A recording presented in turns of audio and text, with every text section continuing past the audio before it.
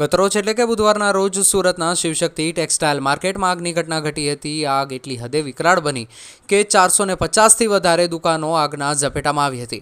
જોકે આગ લાગવાનું કારણ હજુ સુધી જાણી શકાયું નથી, પરંતુ ફાયર બ્રિગેડને આગ બુઝાવવામાં 30થી વધારે કલાકનો સમય લાગ્યો હતો, જેમાં માર્કેટની પાછળની બે વિંગ આગમાં બળીને ખાખ થઈ ગઈ હતી।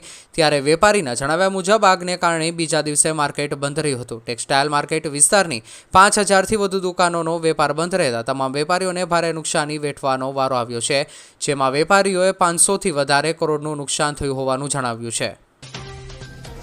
ઉત્તર ગુજરાતની એકમાત્ર ફાઇન આર્ટ્સ કોલેજનું 44મું આર્ટ્સ એક્ઝિબિશન યોજાયું। એક્ઝિબિશનમાં 800 બેસ્ટ આર્ટ વર્કનું પ્રદર્શન કરવામાં આવ્યું, જેમાંથી 15 વિદ્યાર્થીઓને પ્રમાણપત્ર આપી સન્માનિત કરાયા। ત્યારે ઉત્તર ગુજરાતની મહેસાણા ખાતેની એકમાત્ર ફાઇન આર્ટ્સ કોલેજમાં જાહેર જનતા માટે પ્રદર્શન ખુલ્લું મૂકવામાં આવ્યું। ત્રિદિવસીય આર્ટ્સ એક્ઝિબિશનને નિહાળીને મુલાકાતીઓ પણ પ્રભાવિત થયા હતા।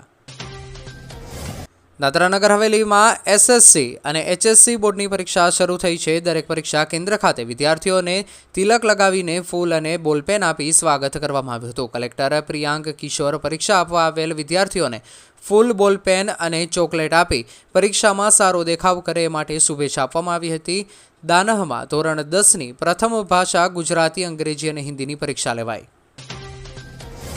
મહેસાણામાં રાધનપુર રોડ પર આવેલું કાશી વિશ્વનાથ મંદિર હર હર મહાદેવના નાદ સાથે વહેલી સવારથી જ ગુંજી ઉઠ્યો। જ્યોતિર્લિંગ સ્વરૂપમાં પ્રગટ થયેલા હોવાની માન્યતાને લઈને મહાશિવરાત્રિનો તહેવાર ધામધૂમથી ઉજવવામાં આવ્યો।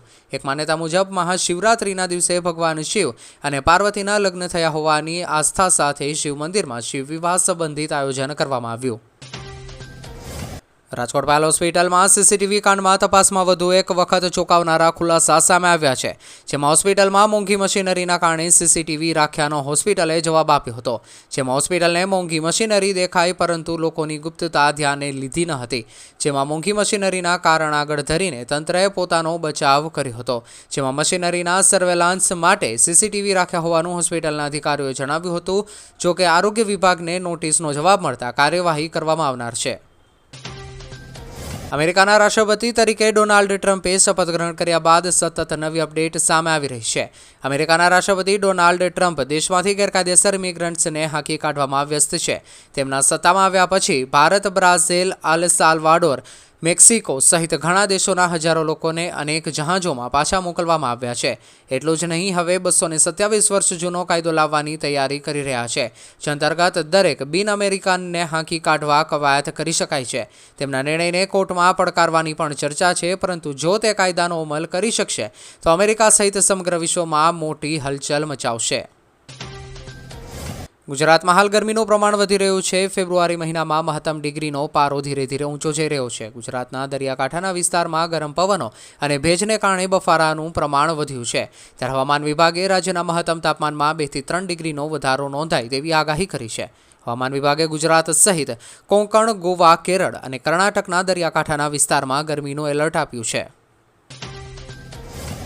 ઉત્તર પ્રદેશના પ્રયાગરાજમાં ચાલતા મહાકુંભમાં ત્રિવેણી સંગમ પાસે ડૂબકી લગાવતા સુરતનો યુવક મૃત્યુના દ્વારે પહોંચ્યો હતો। સંગમમાં ગત 12 ફેબ્રુઆરીના રોજ પૂનમે ડૂબકી લગાવતા યુવક તણાયો હતો, જેની શોધખોળ સ્થાનિક ફાયર, એનડીઆરએફ સહિતની ટીમ દ્વારા કરવામાં આવી હતી।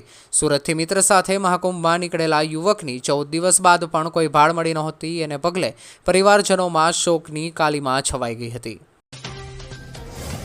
આણંદ જિલ્લા કલેક્ટર કચેરી ખાતે આજે જિલ્લા કક્ષાનો સ્વાગત કાર્યક્રમ યોજાયો હતો। કલેક્ટર પ્રવીણ ચૌધરીના અધ્યક્ષ સ્થાને યોજાયેલા કાર્યક્રમમાં જિલ્લાના પ્રજાજનોની સુખાકારી અને તેમના પ્રશ્નના ઝડપી નિવારણ માટે ખાસ આયોજન કરવામાં આવ્યું હતું। મહાકુંભને કારણે ભગવાન શિવની નગરી કાશીમાં ભક્તોનું ઘોડાપૂર ઉમટી પડ્યું। 45 દિવસમાં 4.32 કરોડ લોકો વારાણસી પહોંચ્યા। મહાશિવરાત્રી પર 7 શૈવ અખાડાઓના સાધુ સંતો ગદા અને તલવારો સાથે લહેરાવતા નીકળ્યા હતા। બાબા વિશ્વનાથનો જળાભિષેક કર્યો। ભક્તો પર હેલિકોપ્ટરથી પુષ્પવર્ષા કરવામાં આવી। શિવની શોભાયાત્રા નીકળી। દરરોજ સરેરાશ 5 લાખ ભક્તો બાબા વિશ્વનાથના દર્શન કર્યા। મંદિરની 5 કિલોમીટરની ત્રિજ્યામાં ભક્તોની લાઈનો લાગી હતી। છેલ્લા 24 કલાકમાં 25 લાખ શ્રદ્ધાળુઓ કાશી પહોંચ્યા।